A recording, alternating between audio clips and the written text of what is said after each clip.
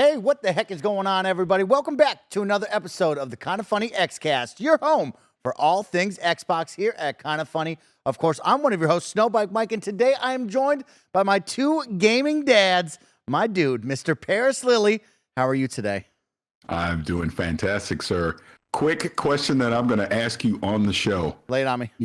You're going to WrestleMania, right? Parris Lilly, I am happy to report I'm going to WrestleMania, my brother. All right. I can't wait. It snuck up on us so fast. It's almost here. I can't wait. I'm excited. I am so excited. And Parris, I can't wait to kick it with you for 2 nights of awesome. It's going to be a ton of fun. Of course, Greg will be there, host of This Is Awesome, the WWE. I mean, he's now like a legit WWE personality, superstar. right? Yeah, he's in the superstar categories, right? Yeah, superstar might be pushing it, but like he's a legit. He's part of the WWE universe. It's kind of amazing. Isn't that cool? That's right. So we're gonna ride his coattails to the backstage. That's the goal, right, Gary? We got to do it. I mean, it's a long train. Greg's been riding mine, and now you ride his, and on it goes. Like a human centipede of glory chasing. I love that. Parris, what's going on over there? How you been? What you been playing? What you been up to all the way down south? I mean, I'm doing good. Obviously, Southern California, it's still raining. No one knows how to act when it rains down here. I'm sure it's the same way up there in San Francisco. So dealing with that, as far as been playing Destiny 2. Nice. Loving some Destiny 2. I pulled my son back in. And I haven't played a lot of it, but we tried out season 3 of Halo Infinite. So far, so good. I know that new big team battle thing is dropping today, so looking to check that out too. Love that. How's your Destiny 2 grind going? I jumped into it, tried to get raid ready with the squad. They're already near the 1800. I'm at like 1695 to 1705 window now. This kind of hurts my heart to say. I talked about this on Gamer Tag Radio over the weekend. It's a step back from the Witch Queen. Okay. I rolled through the campaign, did that, but I didn't feel the drive to go. And Strand's cool. Like a lot of the systems and quality of life things they put into it work, but the story is not grabbing me. And I get it. They're kind of stretching this out. They're going to tell it over the year. I understand all that, but I don't have that same feel that I had a year ago with the Witch Queen. And I've just resigned myself to the fact that I'm not going anywhere from Destiny. I'm always going to play it, but we're in year 9. I mean, it's been 9 years of this game. It's been 9 years of them trying to tell the story and just the ups and the downs that they've had over the years. So maybe there is a little bit of mental fatigue with me there.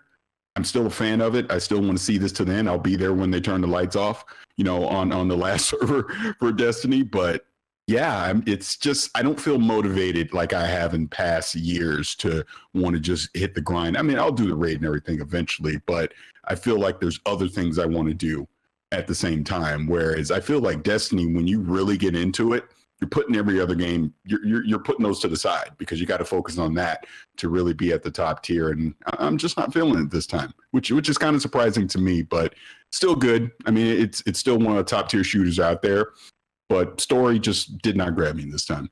All right. Let's check in with my other gaming dad here in the studio. Gary Witta, how are you today?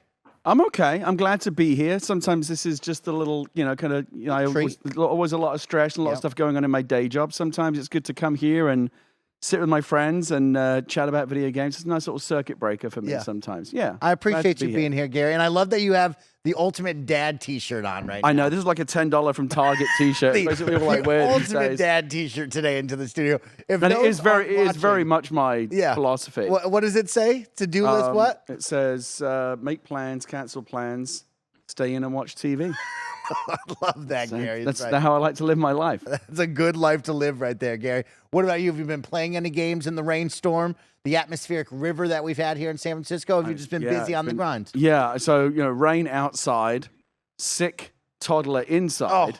Not a lot of room for video games in between, but I have been playing. I don't think I mentioned it on the podcast before, but the most recent thing I've been playing and really enjoying, and I know it's a lot of other people are enjoying it too, is Hi-Fi Rush. Yes. What a fun game. One of those little Game Pass delights came out of nowhere. It's like, what's this?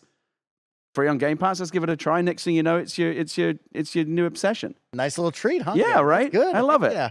All right, I like that. Well, another positive we'll just slip in right now. Of course, Ghostwire Tokyo now coming to console. We know about that. It's coming to the Xbox side of things.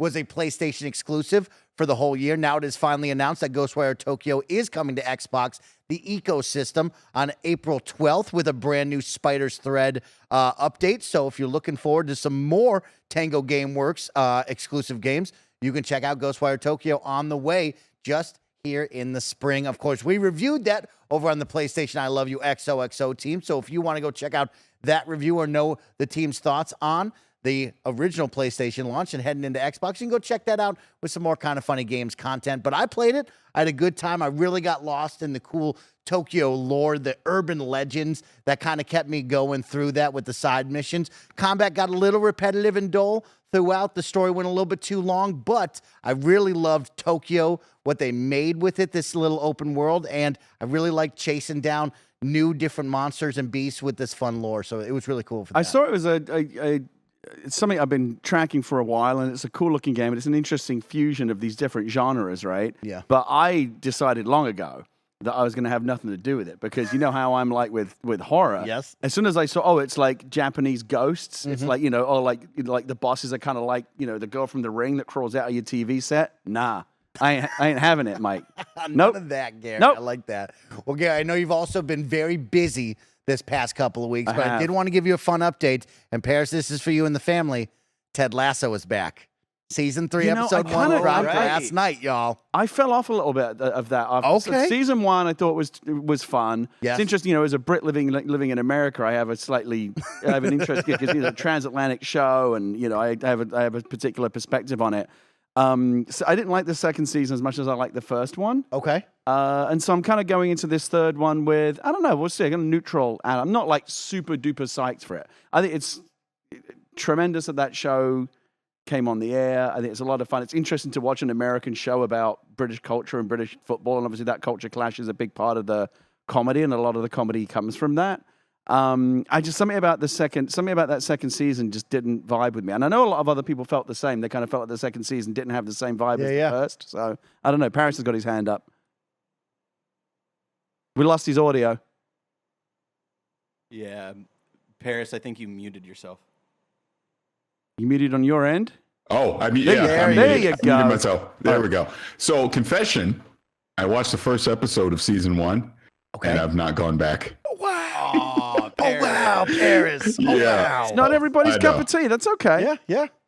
Well, I hear all the great things about it. I just need to fit it in the schedule and start watching. Tough. Yeah, big schedule to fill in there. There's too much. It's a good problem to have. There's too much TV out there. Season 2 was definitely not as strong as the first season, Gary. Yeah. But I think what they're building to in season 3 is very exciting. Yeah. And it's just like leaning into how it's a live action anime, sports anime, And the idea is, I think that this is the last one, right? So presumably there's going to be like a climactic nature to it, because if they know they're ending with the 3 seasons, they're going to want to stick the landing. So we'll see. Which good. Get in, get out, tell your story. Not every show has to linger for 8, 9 seasons. Yeah. And I was just on my Xbox app here on the PC. I believe for Xbox Game Pass Ultimate members, you're going to get 3 months of Apple TV, the subscription. So if you want to watch Ted Lasso, binge a lot of shows in 3 months. Mythic Quest, which is all about video games, which is Severance, which was my favorite show of last year. If you want to check out Apple TV, that was fantastic. Take advantage of this perk. I got to hand it to Apple. They came in, from outside of the business. My business said, well, we're going to make content now. We're going to make TV shows and movies. And I was like,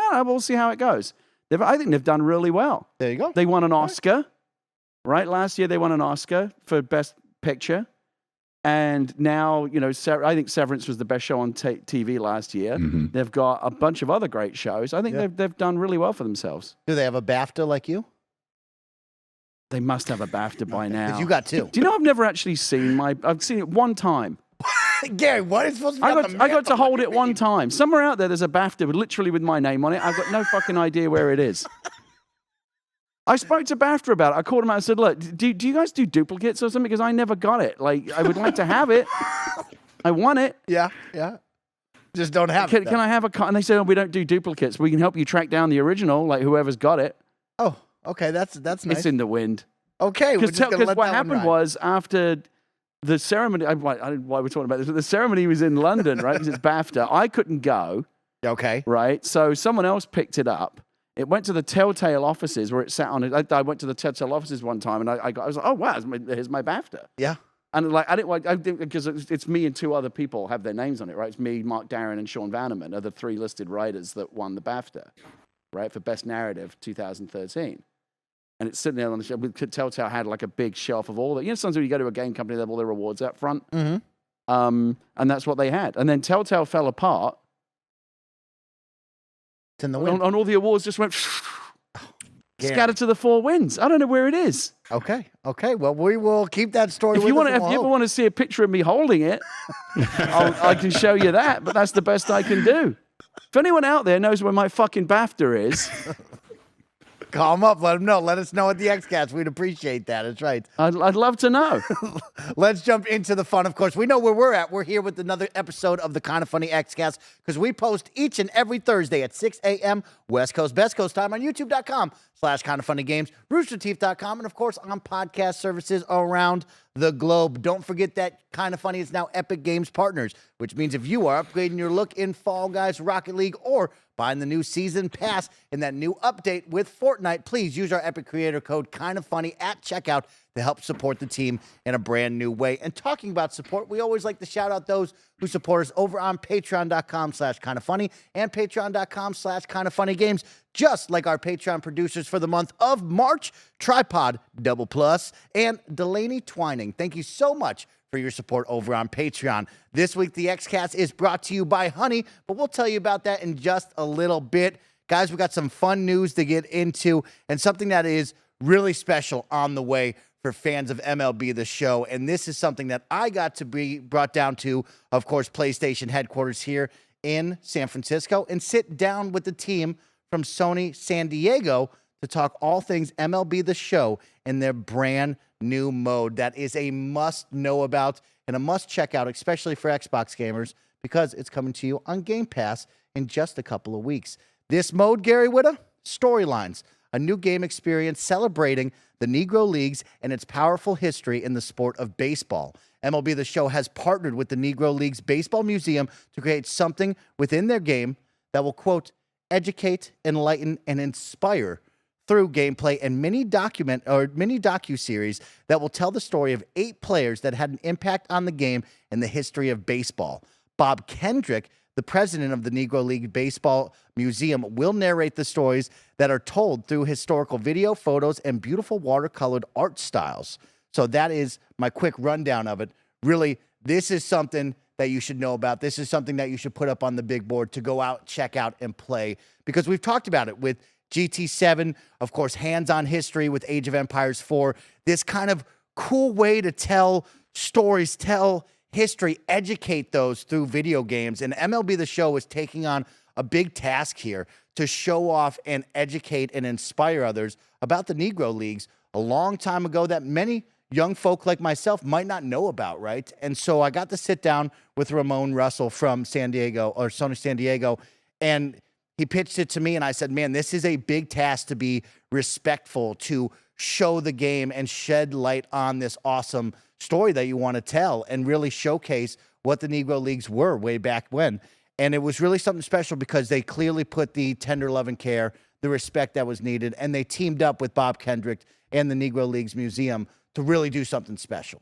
And so what this is on a gameplay side is it's its own mode. You will find it right there dead on the dashboard where you can jump in and actually check it out. It will highlight 8 players: Hilton Smith, Jackie Robinson, Buck O'Neill, Hank Thompson, and Satchel Paige, who was a big name of mine that my dad always. Even I know the name Satchel Paige, and I'm not a baseball guy. Big time. So 8 players, and each one will have their own moments, challenges that will span across about 8 to 10 different moments in their life and their story, right? And so there's 8 players, each with their own unique challenges and stories that Bob Kendrick will actually narrate and tell these stories throughout this. So think of a mini docu-series on Netflix. Ramon was telling me it's about 6 hours of true content here, and they're broken into gameplay sections that you've seen in other sports games, like challenge moments, of course, the Jordan experience over in NBA 2K, where you'll be tasked with, of course, Satchel Paige, and you will play out, hey, strike out 3 guys in these next 2 innings, and then you'll progress the story. And so as you progress the story, you'll continue to learn more about these players and their history on the game of baseball, which is really, really cool. And the wild part about this, as they were telling me, is, a lot of these players don't have photographs. A lot of these players don't have video about them. This was in a time where, segregation was very much at its height, and a lot of these players didn't get the shine and the love that they were due. And so they've teamed up with the museum and Bob Kendrick, and they've also teamed up with the family members of certain players to be able to put them into the game correctly, to be able to shine light on their stories. And it was really special of not only seeing some historical videos and footage, but what they did with the art, right? Being able to tell that story through this beautiful watercolored illustrations that will pop up on your screen. It was very reminiscent of like loading screens from NFL Street and NBA Street way back in the day, where you're like, wow, that's eye-catching. That's what a lot of this artwork will be. And so as you progress through each one of their challenges and their stories, you'll learn more about the players. The commentary that they actually provide in the booth, all will be structured around that player and continuing to tell the story while you're playing, which I thought was really, really well done and smart and thoughtful. And now there's also 4 teams that will be highlighted out of the 8 that were there in the league back in the day, and they will have their own unique stadiums. They all have their own unique jerseys. They even have like historically accurate stadiums of back in the day, the Negro Leagues used to play on Sundays. So people would show up in their church clothes, and it was also mixed. There was white and blacks there. See, I didn't know. I already learned something. I didn't know that. It was really, really impressive to see the detail and the love that they put in. And so he paused the game, and he circled around the stadium, and you could see everyone, and they're dressed up to the nines, like as if they just got out of church, which was really cool. And he said, a cool one for you, Mike, that you might not know. Actually, the Negro Leagues is where they started baseball stadium lights. And so he told the story about J.L. Wilkinson, who owned the KC Monarchs, which was actually one of the teams, and he created stadium lighting that were on portable trucks that he would take to different stadiums. Oh, cool. And he panned around the stadium, and you could see the little trucks and then the lights coming off the top. And it was really, really well done. And so I was truly blown away by what I saw because, this is a topic that is tough to talk about, right? I know a lot of the younger generations don't even know about the Negro Leagues baseball and don't have that education. Yeah, right? and there's a fucking reason for that as well, Mike. And the big one was they never knew the perfect time, the perfect way to do this, but they said, we got to do it. Yeah. And so they took the idea and they ran with it and created something really special. And I think teaming up with Bob Kendrick over from the Negro Leagues Baseball Museum, he is very fun to listen to. He's going to make all of these small docuseries a blast to hang out with and watch. They're only broken up into 1 to 3 minute long clips, and then you'll jump into the gameplay experience, play 1 or 2, get another clip, 1 or 2, and so on. And on top of that, they have their own unique presentation. So you'll have all of the players before the game. They'll have some cool warm-ups. And then for Satchel Paige, all of his pitches had special names for him, Gary. And so we'd played the first one, and he said, hey, do you notice it's like fastball, slider, all the normal ones? The second game, after we learned about Satchel Paige's pitches, all the pitches changed to his fun names that he had. Oh, that's cool. So that was really special and cool. And it even has its own soundtrack that will really elevate the experience, right? You're going to have some jazz. You're going to have some R&B. Ragtime. Yeah, you're going to have some rap in there, too. It's like really, really powerful when you hear the music because way back then, they didn't know what the chants were, what the music was, right, before all this time. So they had to kind of improvise on what they could use and show. So wanted to take this time to talk about what you're going to see with storylines and season 1, right? They really wanted to stress this is just the beginning. This is something they want to bring back every single year for MLB The Show moving forward. So there will be a season 2 with more players and onward after that. So it was something really important to me as a sports fan, someone that does love what we're seeing with this education and video games meeting together. And the standout phrase to me that I really, really loved was educate, enlighten, and inspire. And I left that meeting feeling just that. And I told them a great job. So I hope I did my best to explain it all to you. But, Parris, Gary, if you guys have any questions for me, let me know. Let's talk about it for a little bit and what you think of what you're going to see here. Yeah, I do. And first and foremost, I'm elated that you had the opportunity to do this. And I'm not even going to pretend to be this vast expert of the Negro Leagues, but I do know who Buck O'Neil is. I do know who Satchel Paige is. I do know who Jackie Robinson is. And I understand the importance of why Jackie Robinson was the one that was picked to, cross the segregation lines and go into MLB. Because one thing about, and let's just have some serious talk here for a second. But Jackie Robinson was not the best player in the Negro Leagues. Obviously, he's a Hall of Famer. He was one of the best, but he was not the best. But he was picked because he had the mental fortitude to handle the racism and the hatred and everything that was going to come his way by being the first African-American player to cross over into MLB. And the reason I say I'm glad that you, Mike, were able to do this, not only are you a sports fan, but it's just the fact, and you already alluded to this already, so many people, especially the newer generation, don't know the Negro Leagues. They don't understand the segregation that was happening back then, you know, in the 40s and in the 50s with African-American players and white players, and just how talented someone like a Satchel Paige, as an example, as a pitcher. Satchel Paige is one of the greatest pitchers ever, period, point blank. I mean, it's legendary at this point that by the end, people think he might have been in his 50s out there still playing and slinging it and throwing damn near 100 miles per hour. But we don't get to hear those stories. We don't get that education. We don't get that history lesson about the importance of the Negro Leagues and what that meant to baseball and a lot of the things that it did that still last to this day. So I'm glad you got a chance to sit down with Ramon. I'm glad you got a chance to experience this, because I think this is this is the power of gaming, where you can take a video game and you can use it to teach. You can use it to educate and give a history lesson, but at the same time, you're having fun. And I think, forget color, race, all that stuff. I think there's just so many people out there that don't even know about this. And I'm glad that Sony San Diego did this and has the opportunity to do this, because I think there's just a vast amount of knowledge that's just sitting there on the table about the Negro Leagues and just baseball in general that this is going to be able to do. So very happy that you got to do it. And just listening to you talk, I can tell that you learned something, and you're excited about what you got to learn. And I think other people that are watching and listening to this, I hope they give, you know, the new MLB Show a chance and try out this mode. I know I will, because again, I'm not going to pretend I'm the super expert. I would love to go to the Negro Baseball Hall of Fame. I would love to educate myself even further. So if this can help with that, facilitate that, I'm all for it. Yeah, and it's going to do just that for so many. It's going to be really exciting to see people take to this. And like I said, these stories are engaging and fun, right? Like, Bob, the president of the Negro League Baseball Museum, is a ton of fun to listen to. He has stories for days about all these players. Like you brought up, Satchel Paige, they tell the story. They don't even know how old Satchel Paige was. Yeah. On his tombstone, they have question marks for when he was born, because nobody knew how old he actually was. And so you get this beautiful telling of what it was like at the times, what the Negro League Baseball actually meant to so many, and then these players and all their fun and interesting stories. So it's really, really exciting to see this come to light. I think it's fascinating, and I think it's really interesting, and I'm glad they're doing it. As a story guy, so I'm always interested to see how they execute story in sports games, right? We've seen, like, FIFA's done it, MLB's done it in the past, NBA's done it, Jake from State Farm, don't forget.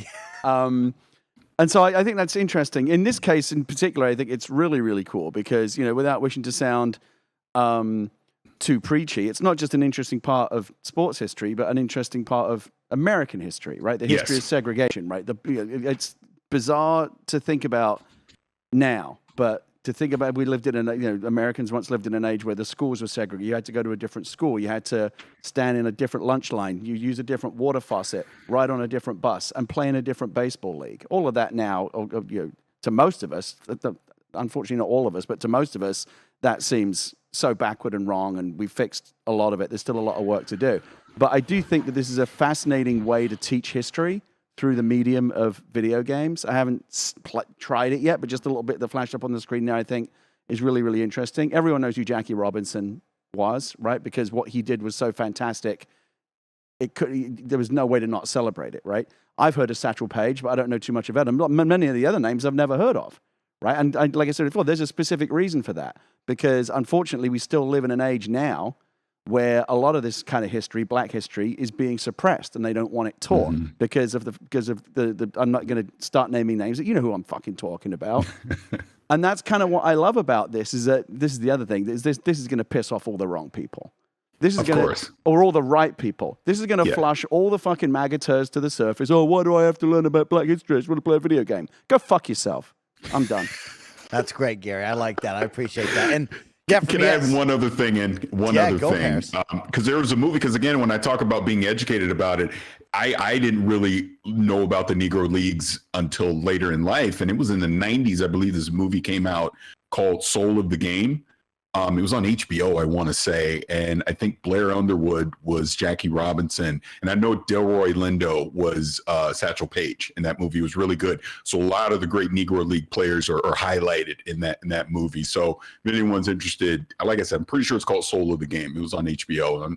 So I'm sure it's out there on HBO Max or somewhere. You can find it But streaming. what's particularly great about this, I think, Parris, is that this is one of the things that like popular entertainment and popular culture can do. Movies can do it, and video games can certainly do it.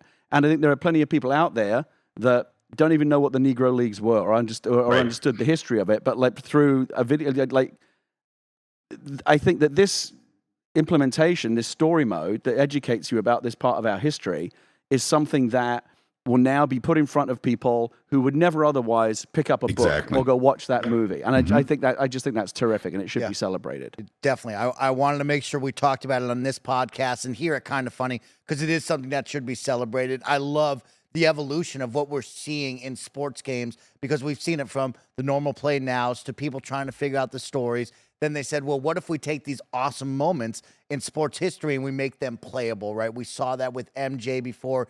Each sports game now has their own little more moments thing. But I think what MLB The Show is doing right now with this, telling these stories and having them so stylized with this mini documentary and having Bob Kendrick tell the stories himself, like, I think this is where we will see the next challenge modes going in sports games in the future. They'll tell more stories about the players and their history. And I look forward to that. As a big basketball guy, this is what I want to see, right? I want to see the next elevation of what NBA 2K can do.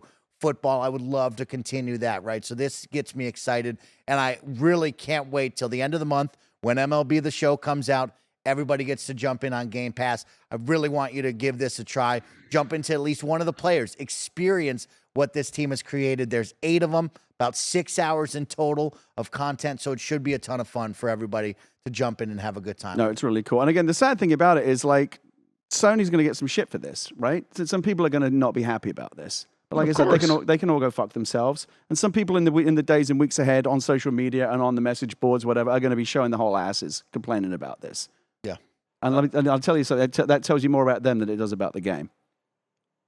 Really quick, I just want to say it is cool to see the evolution of this in MLB The Show. I think the first time we saw a mode like this was MLB The Show 19, where it did more like general history, like you played Babe Ruth's like first major league home run and stuff like that. And that was like the first time where it was like I was excited for an MLB game that wasn't just like the same kind of like iterative stuff that you see every year. So it's cool that they're leaning more into it and having like more of a focus to tell stories that not everybody knows. And so I'm glad to see them kind of hone in on this aspect that we don't really get to see too often in sports games. And the one thing that I find interesting just from a game standpoint, Mike, is that you're saying this is going to be season 1 and they're going to work on future seasons and future games, which is so weird to me because in my head, when they talk about season 1, I almost think of like they want to use MLB as like more of a platform and so like to update it and stuff like that. So I think it's interesting that they have these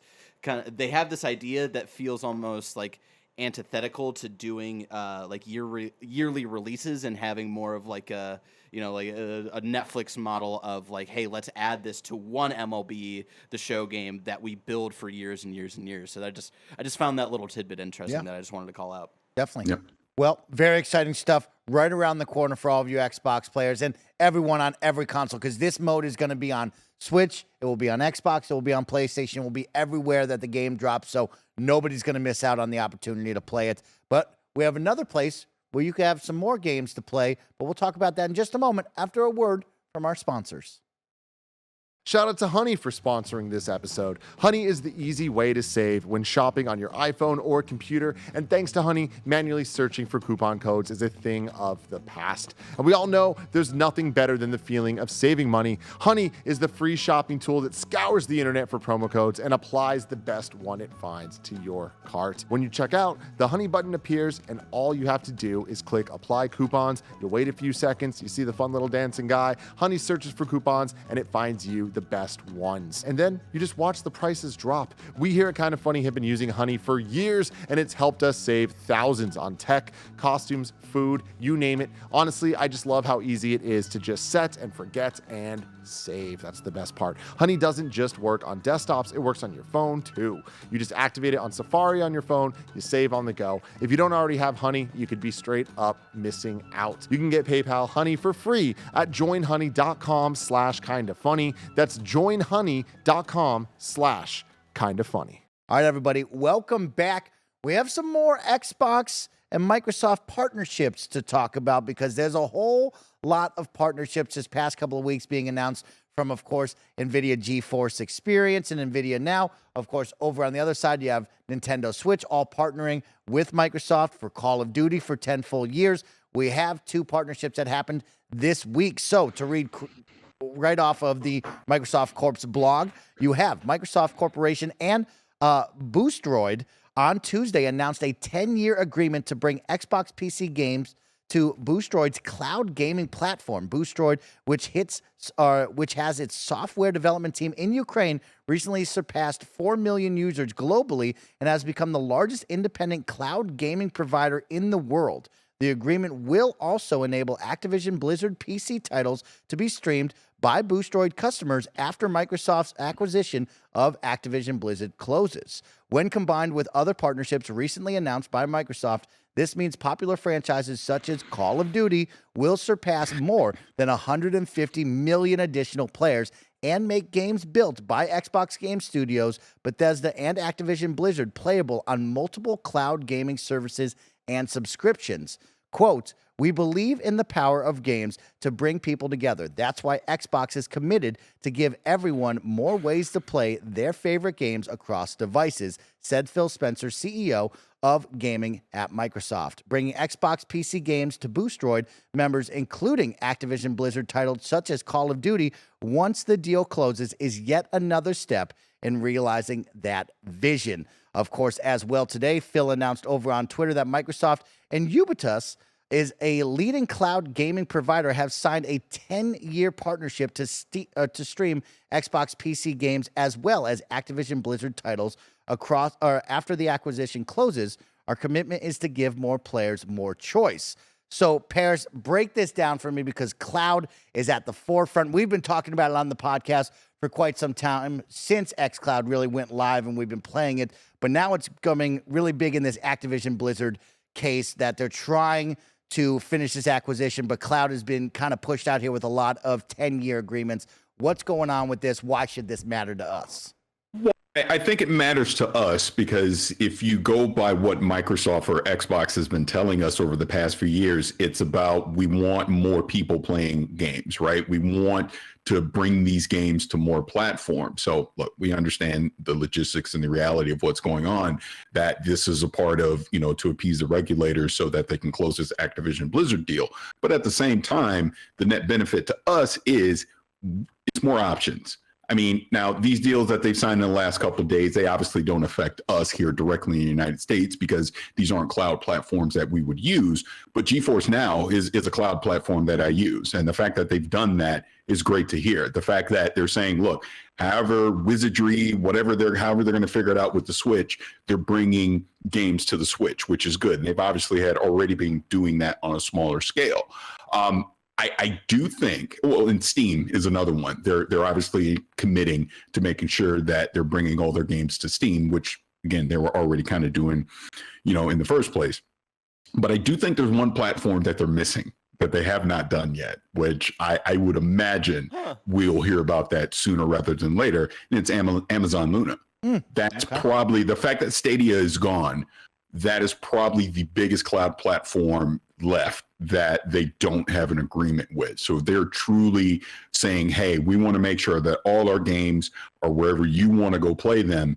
Then that's probably the final nail in the coffin that they need to, the box that they need to check to make sure that they're truly bringing all of their games to every cloud platform. And then, obviously just from just normal gaming, local gaming, however you want to call it, they've already committed that, hey, it's on the Xbox consoles, and they're bringing it excuse me, to PC consoles as well. Because I believe, am I wrong in saying that Xbox games already show up on the Epic Store? I think they do. I feel like they do. I could be wrong on that, but I feel like they do. If not, that would be another one that they obviously need to take care of as well. But I think, again, look, I know this is an Xbox show. We talk about Xbox stuff, but I always try to look at things as me, the consumer, me, a gamer. I really care less where I play a game, right? I just want access to a game. And Xbox has shown that they're willing to bring their games to multiple platforms, and that's just a good thing. That's a good thing for us because, again, what's wrong with having choice? There's absolutely nothing wrong with having choice. As much as I don't like talking about this Activision deal, and I'll be glad when it closes one way or another, I think we're going to be the ones that benefit out of this ultimately. So the fact that we're hearing about these cloud deals is a good thing. Yeah, a good thing over there. Of course, at the end of the month, Xbox also announced a preview of PC Game Pass will come to 40 new countries for the first time ever. So continuing to push out the ecosystem to those that might not have access to it yet, teaming up with different cloud providers to make sure others have access to all these games. Gary, how you feeling about this? Of course, we could get into they're kind of making it look like, hey, Sony's the one not saying yes to this deal that we're throwing around to everyone right now. I need to read up a little bit more on the specifics of these, in particular these two deals that we're talking about right now, in terms of what does it actually mean for us. Like Microsoft already has one of the biggest network cloud streaming architectures in the world. Right? There's a handful of companies that have network architecture that big: Google, Amazon, Microsoft. There may be a couple of others like on the business side, but in terms of like consumer-facing companies, those are like probably Apple. Those are the big ones. And so they can do cloud streaming at scale in a way that other companies cannot do. How these alliances with these other companies will help them like augment and extend that, I'm not entirely clear. Maybe it does make it accessible to people in territories or places that, whatever. You couldn't play an Xbox game. You couldn't stream it before. Now you can. I'm not clear on the details, but again, to Parris's point, the general idea of more access to more games in more places, more games for everybody, wherever you are, in general, yes, that's very good. To the point that Parris just made about the deal, there are definitely skeptics out there. I'm not saying I'm one of them, Mike. You know me. Skeptical? Never. But there are those out there who are observing, rightly or wrongly, that this kind of almost seems all a bit performative and a bit like, hey, federal regulators, look at all the wonderful inclusive stuff. Maybe this would be happening anyway, because, Phil's been kumbaya, rah, about this stuff for ages. Like prior to the deal, he's always been about that. Like, we just want to get more games in more places. He's been banging that drum for a long time. So maybe all of this stuff would be happening anyway.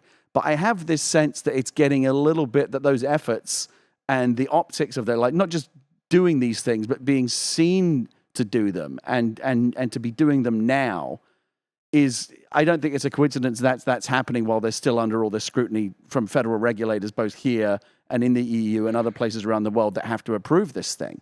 And if there are monopolistic concerns, Microsoft saying, look at all the things that we're doing that are not monopolistic.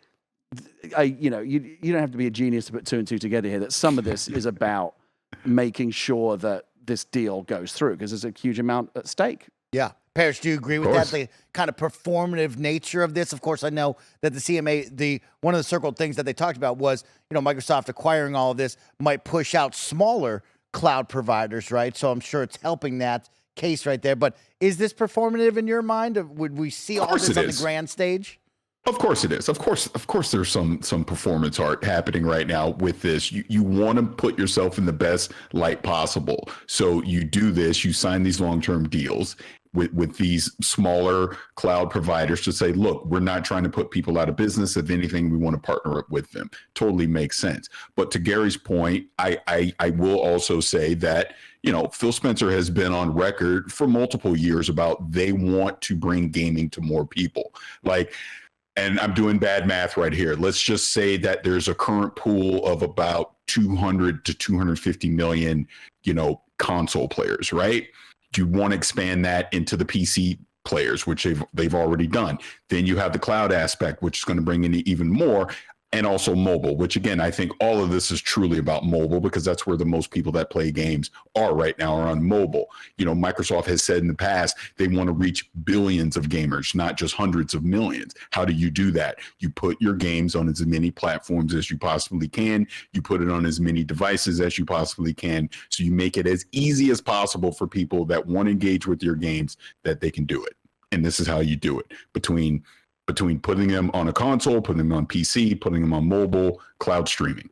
That's it. So that's what they're doing. So I do think in the short term, of course, they want this deal to close because they want the Activision assets because it's going to help them with their long-term goal, reaching more people. But in the short term, of course, let's look as good as we possibly can so this deal can go through. The cloud streaming thing aside, just putting Call of Duty on Nintendo Switch is really interesting, Yes. right? Because look, Activision is a company that is all about making money.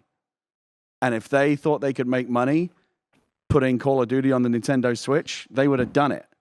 But they have not done it for whatever reason, perhaps because, as we all know, the Nintendo Switch does not have the horsepower to run a Call of Duty game, right? It's the developers are going to have to do that now. Probably think, oh my God, what are we going to do? Like, they're going to have to figure it out some way. But those games are not geared to run on.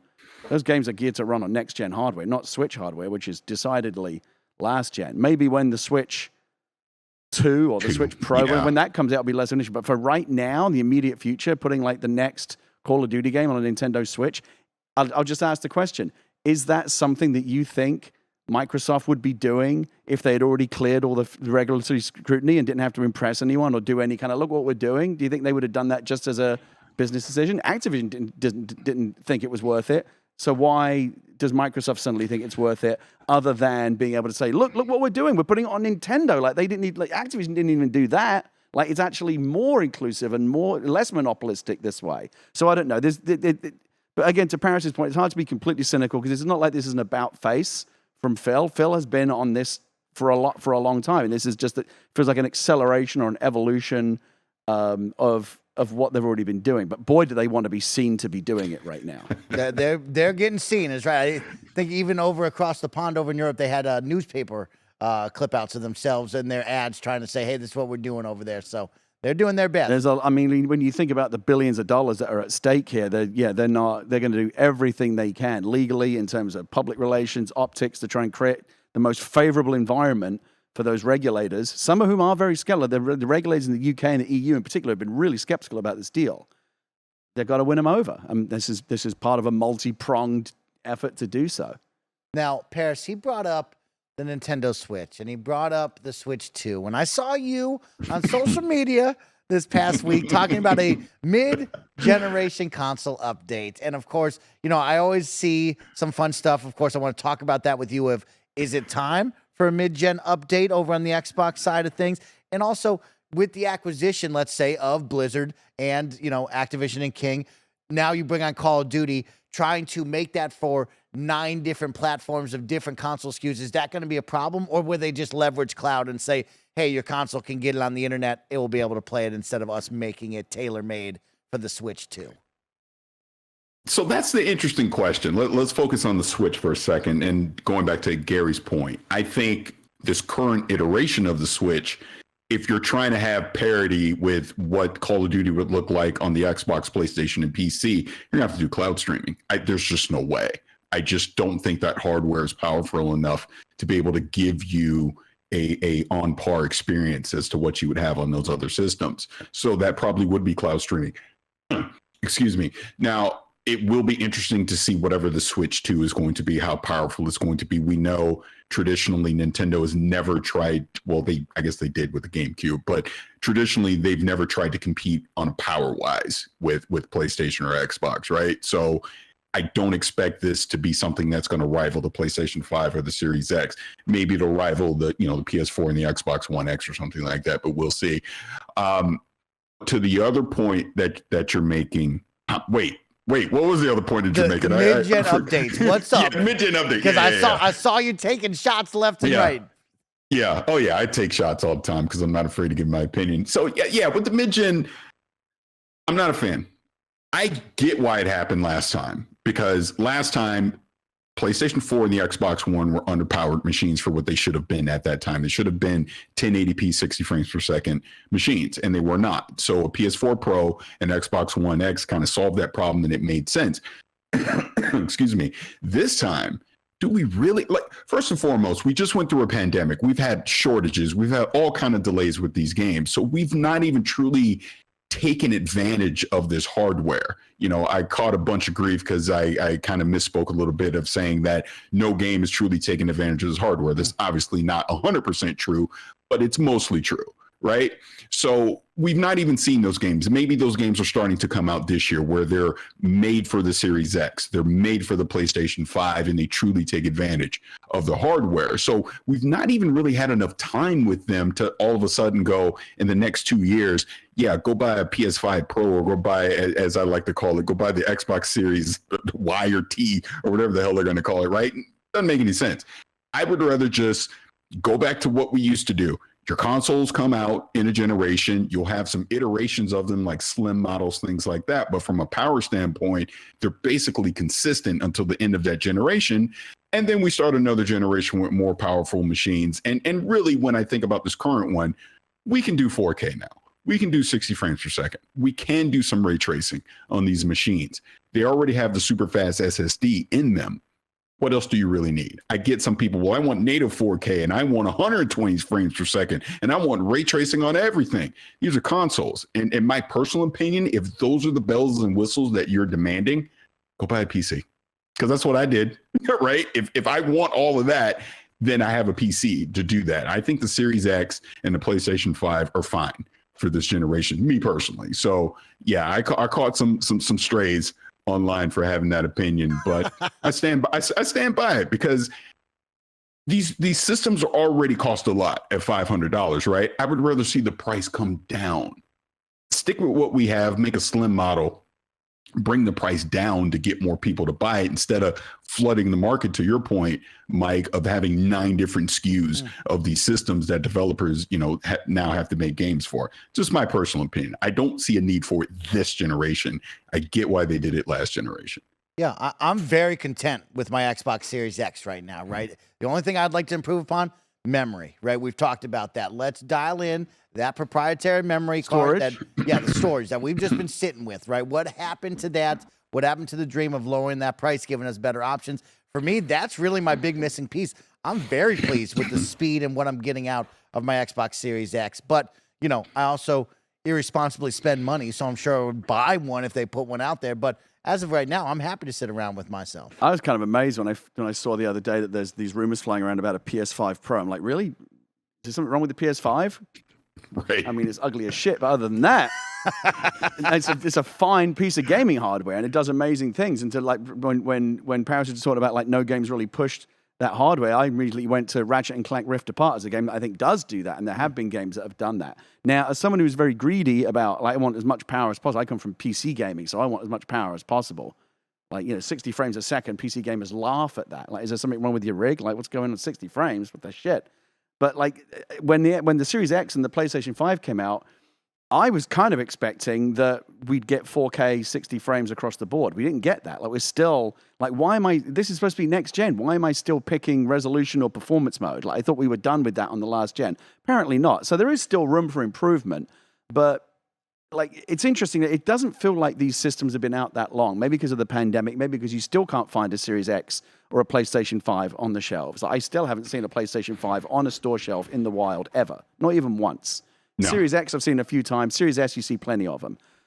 So because of the supply issues that we've had, it kind of feels like these machines haven't been out that long, but they've been out almost 3 years now. This is a mature generation. This isn't next gen. It's been current gen for a while.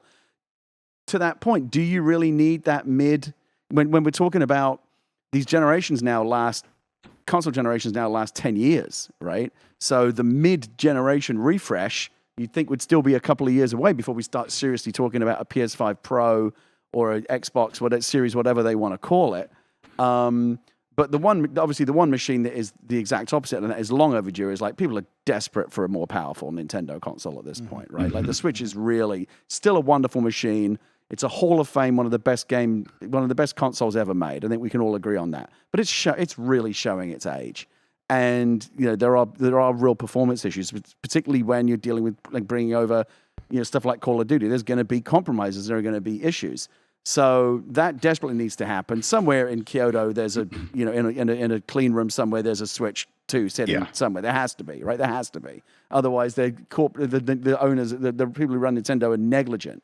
The next gen system is sitting there somewhere, just waiting to be revealed. In some near finished state, right? They know what someone in Kyoto knows what the specs are, and it's all very wonderful, and we're excited about it. But again, the one thing that I'm sitting around, like to your point, Mike, when I'm playing Xbox Series X or PlayStation 5, I'm very rarely, again, apart from that, I would like to not have to pick between resolution and performance. I'm very rarely thinking, gee, if only this system were a bit more powerful. I am thinking if it were a little cheaper and more readily available to people. Right. Or if there were more storage. Like I've said, the SKU that's missing, right? There's two, I think in the Xbox lineup, there's two SKUs missing. One is a Series X without a disk drive to match the 399 model that the PlayStation 5 has, the diskless version, and a Series S with a terabyte of storage. Those are the two. I feel like if they refreshed the lineup along those lines, that would, and that's not about more powerful. It's just about making the system better. But you can make the system better in lots of different ways. That isn't about just increasing power. It's better storage, better price point, maybe a better form factor. I always like to see the slim refresh. That's always cool. There's a lot of different ways that they can do the refresh. It doesn't have to be about just adding more horsepower. Because if you ask me, like, what's the biggest problem, the thing that you most want to improve or fix right now with the current generation of consoles, it's not, I would add more power. Because we've got plenty. No one's really complaining about how good these games look or perform, are they? They're pretty. The top tier games are pretty fucking great. Yeah, that's kind of my thing. They all look great to me. I'm not fiending, to squeeze anything else out of these consoles currently. But, even going back to the thing, like you brought up Ratchet and Clank, and that's why I was like, obviously I misspoke a little bit. We've seen things like Ratchet and Clank. We've seen things like Returnal. But sticking on the Xbox side, how many Series X/S only games have we seen this generation? I'm honestly struggling to try and think of one right now. I know the medium was one, but they're few far in between, and that's kind of my point. Keeping this strictly on Xbox, that let's get Starfield out, let's get Redfall out, let's get Avowed, let's get Fable, Perfect Dark before we start talking about we need more power for these machines. We've not even seen these machines in action with the games that they promised us back in 2020. Hellblade 2 is another one as well. And I think what you're saying, Gary, is spot on. I'd rather see more storage more than anything, especially for the Series S. Storage is really the bottleneck, yeah. Yeah, it's screaming for more storage. And an all-digital Series X would be ideal, for a lot of people that simply do not care about having a physical disc anymore. So I think excuse me, from a pricing standpoint, there's an opportunity there to make it cheaper, to make it more affordable for people to want to pick it up. And speaking of the Series X specifically, I have not seen one on a store shelf. It's been out since 2020. I get the shortages and everything. I've not walked into a store and seen a Series X. I have seen a PlayStation 5, but not a Series X. So let's get the one we got now out to more people before we start worrying about changing anything and trying to provide more power. I would rather them just wait until the end of this generation, get a bunch of lessons learned from the current Series X and the S, and then make the next generation of them with more power as we move along. And versus, because I view the mid-gen stuff as a half measure. I do. I get it makes more sense on phones because that's the argument that I see a lot. But I would rather have a consistent platform for developers to make the games that they want to make so they can squeeze every ounce of power they can out of it versus halfway through a generation tell them, oh, hey, here's more power. Start worrying about that too. Yeah. It doesn't make sense to me. And you touched on a really important point there, Parris. It's one that I've made several times before. And the example I always use is The Last of Us Part 2, right? The Last of Us Part 2 came out in pretty much the last year of the PlayStation 4 and the PlayStation 4 Pro. That game could not have come out the first year of the PlayStation Pro at that level. That's a game that is rightly held up as like technical state of the art of PlayStation 4 and PlayStation 4 Pro. The reason why it is that good is that it came out at the tail end of the generation, by which point Naughty Dog and other developers had years of getting familiar with the hardware and learning how to squeeze every little shortcut and every little efficiency and every little trick that you can do to get more out of the hardware. Generally speaking, games that come out at the end of the hardware generation look better and are better technically than the ones that come out of the first, because it takes years for developers to get used to it and understand everything about the hardware and all the little tricks and shortcuts and things you can do to make the game better. And right now we're still at the beginning. I guarantee by the time we get to the end of the PlayStation 5 and the Series X, those games in the last year are going to look amazing. They're going to look beyond what we have now. Not because the hardware got any more powerful. The hardware remains static, but the developer's ability to squeeze every last piece of performance out of it, that gets better every year. So that's, you could argue that in a weird way the consoles do kind of get more powerful simply because the developers get better they get better exploiting every ounce of the power that's available. Really exciting stuff. I want to know what Jason and the team are working on over there. Of course, I'm sure they're whipping up something and they're looking forward to the future, just like all of us. But right now in the present, I'm very pleased with where I'm at. That's right, Parris. Yeah. I'm very pleased with what I got.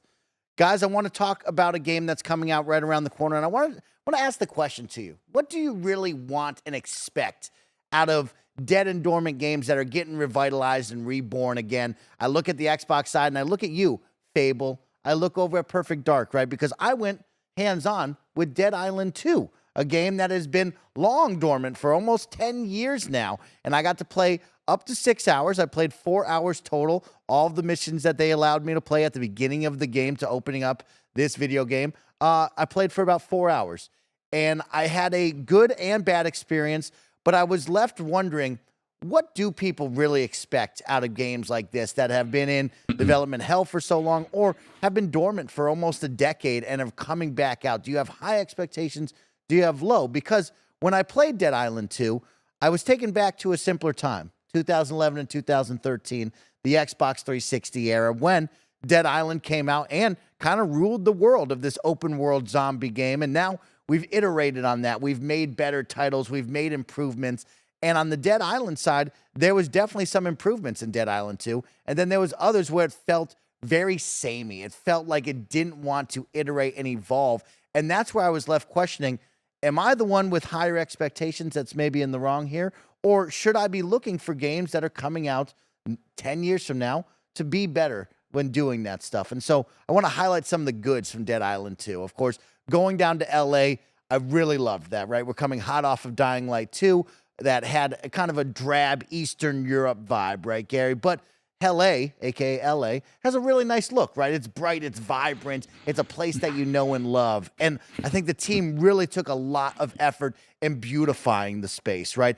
Elevating the game on a world and level design. Instead of doing one sprawling open world, they've broken it down into smaller open areas that you're going to go through with fast travel points to each one. But inside of that, there's a lot more detail in the zones that you'll see, right? Each room is explorable, and it has nooks and crannies that are all detailed with movie posters that I saw up in Beverly Hills, to cool little, nods to other things that I really enjoyed, right? I loved the detail of the world that they put in. And I liked what I saw from the animation sides. Of course, the zombies, sure, I fought the same zombie with the same t-shirt 1,000 times, but they elevated, of course, beating down a zombie from the bones breaking to flesh ripping off, and it looked cool. It looked like the next iteration of that. But when it came to the gameplay side, it felt stuck in 2011. It was slow. There wasn't the traversal of the movement that we've iterated and evolved on in this kind of genre. The combat still felt weighty and slow to me, of swinging back and forth with very basic melee weapons, right? And I was left wondering, am I the one that's in the wrong, expecting maybe the elevation, especially on the gameplay side, to be there? Or is this what people want from a game that's returning 10 years later? And so I have to ask you guys, after, talking about this more in depth over on Kinda Funny Games Daily, you can find that on youtube.com/KindaFunnyGames Daily, the title and the thumbnail up there if you want to hear more of my in-depth thoughts. But I want to talk with you guys because on the Xbox side of things, Fable is on the way. Perfect Dark is on the way. I've talked about Perfect Dark and what I want to see and how they need to elevate that in this current space, right? But like in a game like this, what are you expecting out of these titles? So, Gary, school me. What do you expect from titles coming back like this? Well, in the case of Dead Island, I think Dead Island 2 is a very specific case. And since we were talking about performance earlier, I don't know what was going on in that video. I hope it's a problem with the video, but that was choppy as shit. I don't know what was going on with that frame rate, but that did not look great. Game ran well. Okay. Game ran well. Something was going on with that video. Yeah, so the stuttering game and there was did run very weirdness, well. and I didn't love it. In the case of Dead Island 2, I think there's just a problem where the development obviously went on for, I don't know exactly what the problems were behind the scenes, but it took way too long. There was a point where Dead Island everybody was excited about Dead Island, like back in the day. Dead Island 2, for whatever reason, took so long to make and had so many delays that by the time it's now coming out, regardless of how cool it looks, and it does, again, I'm still seeing a choppy frame rate, but like it looks good. That looks like LA. That's cool. The graphics are good. The problem is the whole vibe, the whole zeitgeist of like there's zombie apocalypse and let's fight zombies. Aren't we over that? Like, isn't it a time to give that a rest? How many more fucking zombie games are we going to get? Like, we've been doing this for years. The Walking Dead game that I worked on was 11 years ago. Dead Rising, all these games, like that's. I don't know. I feel like at some point you got to give the genre a rest and like let it sit and rest for a while so that people start to think, it's been a while since we had a decent zombie game. Oh, what about if they brought back Dead Island? Dead Island 2, to me, is coming out at exactly the wrong time, where like we've all got a little bit of zombie fatigue. Like enough already. You can put different spins on it. Redfall has a different way of doing it. The Last of Us games obviously had a different way of approaching the zombie apocalypse, because they weren't technically zombie. There's different ways to do it, but like just straight up old-fashioned, lumbering, Dawn of the Dead type zombies, and you're bashing the shit out of them, it just feels like so played out at this point. Like, it just doesn't interest me at all. That's a particular problem with Dead Island 2. In terms of how do you successfully bring back, something that has not been around for a long time, like, my big one is Fable. I'm excited to see new Fable. I can tell you what I want out of Fable. I want a game that feels like it honors the originals and has. I feel I can play. I know what a Fable game plays like, right? Because I played a bunch of them back in the day, and you want it to capture those essentials, that feel, that vibes. Oh yeah, Fable is back, right? That's what you want. But at the same time, you want it to move forward technically. You don't want it to be just the same tired old game. Like the gameplay has to evolve, right? Because game design concepts and what we expect from a game has evolved a lot from the days of the first Xbox when the first Fable game came out. So it's always a balance. I have this in my day job. Like, trying to bring back, movies that, movie franchises that haven't been around for decades. You have to find a way to kind of honor the original. Top Gun Maverick did this brilliantly, right? Honored the original, felt like a true sequel, even though it was like decades later. But it also felt fresh and new, and even if you never heard of Top Gun, it was still a cool movie. So you've got to find a way to kind of honor the past, but also feel like it's a modern thing that belongs in this day and age. And that's not an easy balancing act. For every Top Gun Maverick, there's a bunch of others that get it wrong, both in film and in video games, and you see it all over. So it's tough to do. I understand where the question is coming from. Dead Island 2 just has its own issues where at the time they decided to make Dead Island 2, I'm sure it seemed like a good idea. I don't think it is anymore because they took too long. And I think they missed their window when zombie games were cool. Maybe it can stand out on its own merits, but I feel like Dead Island 2 is releasing into an environment where people are like, really? Another one of these? That's how I feel. Interesting. I like what you brought up there, Gary, where you wanted to feel like, oh, this is what I remember, right? And maybe that's where I'm missing it is. Right. It does feel like I remember. It does feel like. And that can be hard to define as well. Like, you don't always know what that is. Like when something just feels right, and you can't necessarily you as a gamer, like I don't know what it is, but yeah, this feels like Fable. But the people that made it that way, they have to know. They have to when I worked on Rogue One, we wanted it to feel like a Star Wars movie, even though it had a different vibe to it. And part of what we did was we went back and studied the original Star Wars and thought about like it's almost like you have to, like, if you want to build like a high performance car and you've got one in front of you, you have to strip it down and you reverse engineer it and you figure out like what is it about the way that this is engineered that makes it so cool so that we can build another one. So some of the work we did on Rogue One was just looking at like what are the elements of Star Wars that make it feel like, even though you don't necessarily can put your finger like this just feels like Star Wars to me. Like what are those indefinable elements that we had to define, right? While at the same time making it feel like it was a Star Wars movie for a new generation. So I've plenty of sleepless nights thinking about exactly this problem, and it's the same issue they have when they bring back Fable or Perfect Dark or any of the classic game franchises that you were just talking about. Yeah, Parris, school me. What do you think about this? So it's interesting while Gary was talking, I think you were very spot on with everything you were saying. We've actually seen a recent game that did a fantastic job with this, from having an extended absence, almost like a 20-year absence before we got a new iteration of it. Psychonauts 2. I think Double Fine did a fantastic job. And the reason it sticks in my mind is because leading up to Psychonauts 2 coming out, I was playing the original. And then to go from that and jump right into the sequel, you could see all the improvements that they made from a platforming standpoint, from a storytelling standpoint, and for a modern audience. So it felt completely fine and playable for a new audience with that sequel, but it kept the nostalgia bits, obviously, from the original Psychonauts. So to me, that's a great example of how to do it the right way. Yeah. I think even though this was a remake, this is another example that we just saw recently would be Dead Space, the Dead Space remake. I think you took a game that came out, what was that, 08 or something, brought it out here in 2023, and it feels like a modern game. You don't feel like you're going backwards to play an older game. Because I can think of another example where even though they made some improvements to it, it still felt dated to me, was the Mass Effect Legendary Edition, where I felt like I was playing an RPG from the 2000s versus playing something right now. Obviously, it would have taken a complete overhaul to change that. But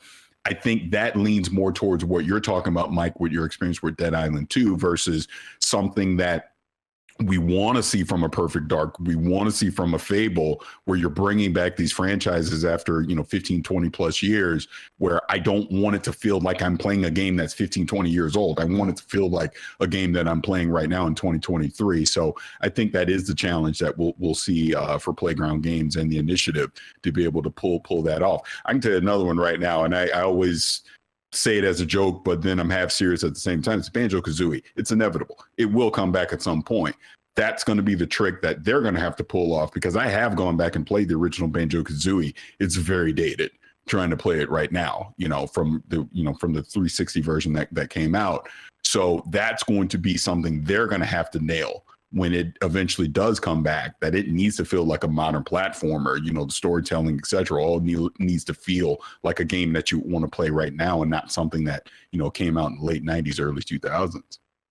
Yeah, guys, that's what I battled with after I left the first impressions, and we talked about it on KFGD. I was wondering, well, what am I expecting out of these, right? What should I be talking about? What should I be looking for? And it just did feel dated when I played it, right? The looks were elevated, right? The wacky and wild characters weren't quite perfect. You're going to roll your eyes a lot, but when it came down to the gameplay and the ideas, it just wasn't what I expected in 2023, right? When you meet the first influencer and she's like, hey, I need you to do this crazy, wacky thing on live stream, burn the zombies alive, and all there is just 3 fire pits around you, and you just push them in there. It's like, oh, we could have thought of more fun ways to do this.